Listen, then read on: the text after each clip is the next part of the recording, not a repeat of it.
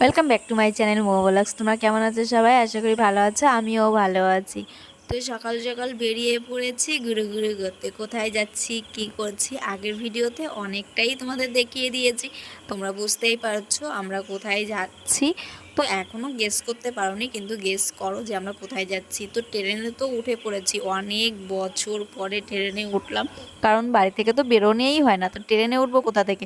যখন ছোটোবেলা মামা বাড়ি যেতাম তখন ট্রেনে উঠতে ভীষণ মজা লাগতো, ভীষণ আনন্দ পেতাম যে ট্রেনে উঠেছি। কারণ বলো তো, কারণ ছোট ছিলাম তো, গ্রাম থেকে যখন শহরে যাচ্ছি একটু তো মজা লাগবেই।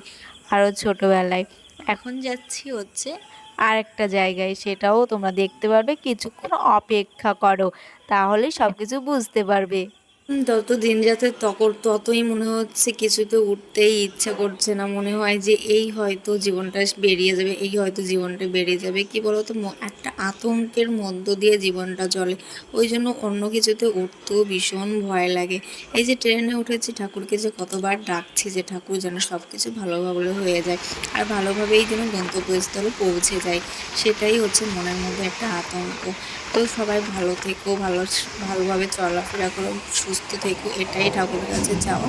আর যে যেখানেই যাচ্ছে সবাই যেন ভালোভাবে সেইখানে গন্তব্যস্থলে পৌঁছে যায়, এটাই হচ্ছে চাওয়া, আর কিছুই না। তো সবাইকে ভালো রেখো, ঈশ্বরের কাছে এটাই প্রার্থনা করি। তো তারপরে গুটি গুটি পায়ে পৌঁছে গেলাম। কোথায় এসেছি তাহলে তোমরা বুঝতেই পেরে গেছো। আর এইখানে হচ্ছে আমার দুই ভাই সামনে আর একটা ভাইয়ের বউ, সেটা হচ্ছে আমাদের সৌরভ ভাইয়ের বউ, এখনও বিয়ে হয়নি, রেজিস্ট্রি হয়ে গেছে। তো বিয়ের আপডেটটাও তোমরা পেয়ে যাবে খুব তাড়াতাড়ি, তখন দেখতে পারবে। আর এই দেখো আমরা চলে এসেছি, কোথায় এসেছি তাহলে তোমরা বুঝতেই পেরে গেছো, এটা হচ্ছে আমার বোনের বাড়ি, আমার কাকার মেয়ের। তো এইখানে দেখো আমাদের এই পুচকুটার হচ্ছে অন্নপ্রাশন, তো সেইখানেই চলে এসেছি। তারপরে রেডি হয়ে টয়ে চলে এসেছি নিচে। তো এইখানে অনুষ্ঠান শুরু হয়নি এখনও, মানে ফটো তোলা চলছিল তখনই আমরা এসেছি। আর এসে আমি রেডি হয়ে মানে কি একটু ফ্রেশ হলাম, ফ্রেশ হয়ে তারপরে আমি নিচে যাচ্ছি। আর নিচে গিয়ে তারপরে আমরাও কতগুলো ছবি টবি তুলবো, তারপরে হচ্ছে অনুষ্ঠানটা চালু হবে। তো এইখানে কিন্তু সবাই মিলে আগে পুচকুটাকে নিয়ে ছবি তোলার জন্য ব্যস্ত।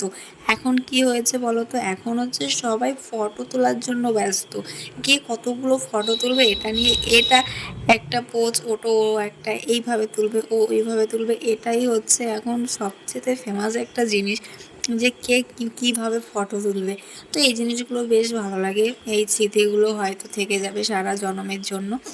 তো এই স্মৃতিগুলোই নিয়েই চলতে হবে আমাদের, সময় হয়তো চলে যাবে কিন্তু স্মৃতিগুলো রয়ে যাবে।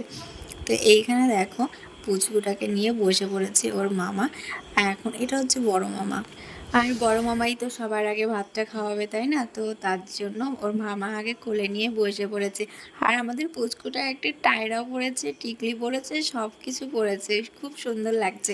আর একটা লেহেঙ্গা পরিয়েছে, লেহেঙ্গা মানে কি বলতো, ওর জন্য ওর মা কিনে এনেছে, আর বেশ ভালো লাগছে দেখতে, হেব্বি সুন্দর লাগছে। আমার বোন সামনে বসে ফটো তুলছে, মানে কি বলো তো, যতই অনুষ্ঠান হোক না কেন, ফটো না, গ্যালারি যত সময় না ফুল হবে ততক্ষণ ফটো তুলতেই হবে ভাই, মানে এটা তো মাস্ট ফটো তোলা।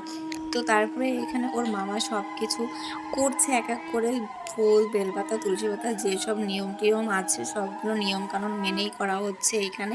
আর এইখানে বাড়ির সবাই আছে, সবাই মানে ছোট থেকে বড় যারাই আছে সবাই কিন্তু এইখানেই আছে, কেউ অন্য কোথাও নেই। বেশ ভালো লাগছে। আর ওদের বাড়িটাও তো আমার খুবই ভালো লেগেছে, কারণ একটা পুরো ফ্যামিলিটা এত সুন্দর মিলে মিশে একাকার হয়ে রয়েছে, মানে ধারণা করা যায় না। খুব কমই দেখা যায় এরকম একটা পরিবার, খুব কম দেখা যায়, আমি তো খুব কমই দেখেছি। মানে কি বলতো, সবাই মিলেমিশে থাকে তো খুব ভালো লাগে। জয় শ্রীরাচন, জয় জয় দশরথ, জয় মৃত্যু, জয় জয় মহানন্দ পূর্ণানন্দ কুমার, জয় অনাথ, জয় পূজা, জয় বিশ্বনাথ, নিজ দাস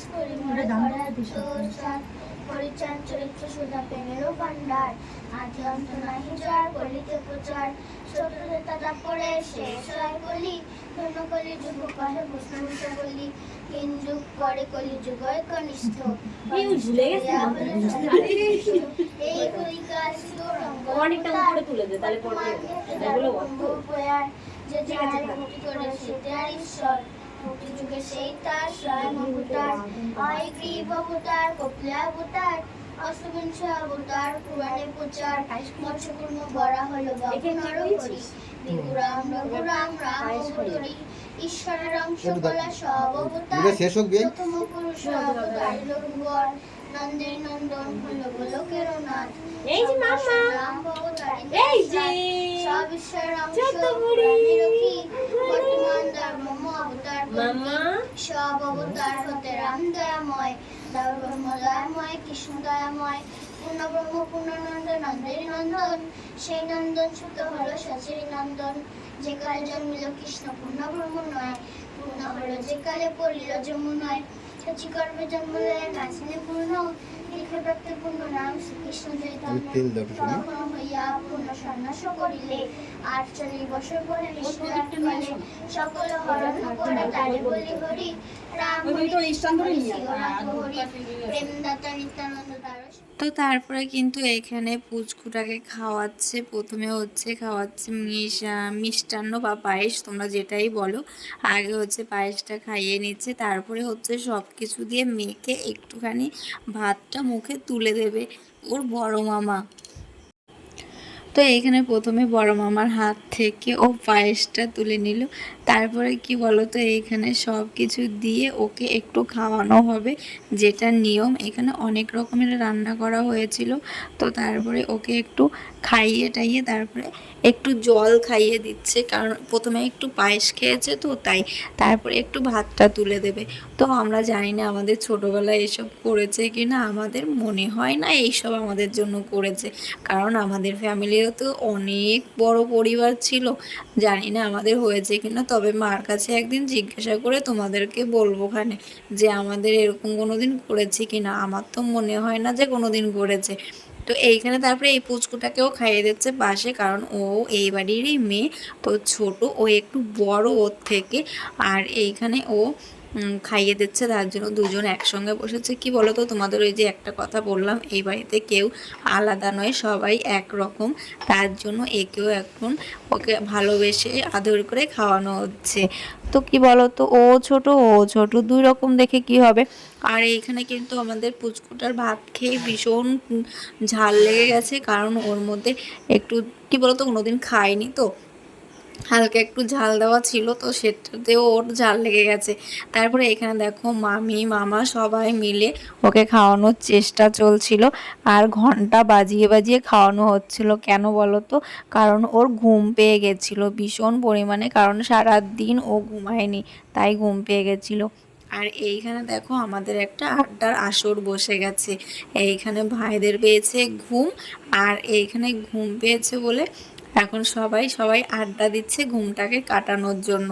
তো এখানে সবাই আড্ডা দিচ্ছে এদিক, আর আমার ছেলে কিন্তু ভিডিওটা বেশ ভালোই করছে, আর ওই করেছে এই ভিডিওগুলো সব। আমি একটা ভিডিও করিনি, ক্যামেরাম্যানটা আমার ছেলেই আজকে হয়েছিল।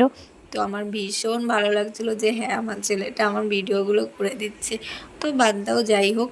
এইখানে ওর মামি বসে আছে, মাসি বসে আছে, ভাই, আর এইখানে সবগুলোই ভাই হয় আমার। তো এই ভাইগুলোও বসে আছে, একটা মাসির ছেলে, একটা মামার ছেলে, একটা কাকার ছেলে, মানে সবাই হচ্ছে ভাই। আর ওটা হচ্ছে মামার মেয়ে, যে এই যে বেরিয়ে গেল, আর পেছনে বসে আছে ওটা হচ্ছে ভাইয়ের বউ। আর এইখানে হচ্ছে চড়াচড়ি খেলা হচ্ছে, এই খেলাটা জীবনে ফার্স্ট টাইম আমি খেললাম। ভাই যে কি মজা এই খেলাটাই, মানে হাতটা পুরো লাল হয়ে গেছে খেলতে খেলতে। প্রথমে বলেছি যে খেলবো না, কিন্তু জোর করে আমাকে দিয়ে খেলালো, কিন্তু লাস্টে যে এত মার খেয়েছি ধারণার বাইরে। এইখানে যে এত চড়াচড়ি হয়েছে, এই খেলাটা কে কে খেলেছো কমেন্টে জানাবে, কে কে খেলেছো। আমি তো ভাই কোনো দিন খেলিনি, এই যে ফার্স্ট টাইম খেললাম, কিন্তু হ্যাঁ যতই চড় খেয়েছি কিন্তু মজাটা কিন্তু বেশ ভালোই লেগেছে, খুবই মজা হয়েছে। আর এইখানে আমার ভাই বলছে দিদিকে মারবো, দিদির গায়ে মারবো, দিদির হাতটা আমার পরেই রয়েছে, তা দিদিকে মারা যায়, দিদি যেহেতু আমার থেকে বড়। তা আমি বললাম যে খেলার মধ্যে এটা হতেই থাকে, কোনো ব্যাপার না, তুমি মারতে পারো। তারপরে এইখানে তো ভীষণ জোরে জোরে মার হচ্ছিলো। তারপরে লাস্টে সময় সৌমির বর, মানে আমার বোনের বর এসে খেলাটার 12টা বাজিয়ে দিল। আর এখানে একটা প্লেন যাচ্ছিলো, তাই আমি একটু ভিডিও করে নিলাম। তো চলো গাইজ, ভিডিওটা আজকের মতন এই পর্যন্ত। ভিডিওটা যদি ভালো লাগে লাইক কমেন্ট শেয়ার সাবস্ক্রাইব করে দিও। যারা ফেসবুক থেকে দেখছো তারা ফলো করে নিও। টাটা।